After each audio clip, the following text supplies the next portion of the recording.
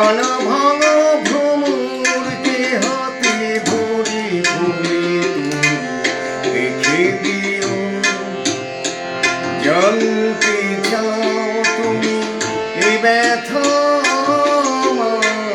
কতটুকু, তবে বন্দি করা কোনো পাখির কাছে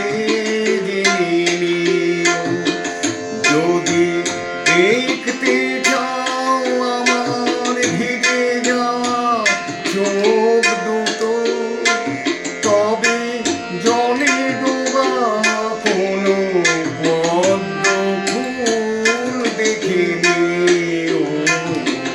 যদি জানতে চাও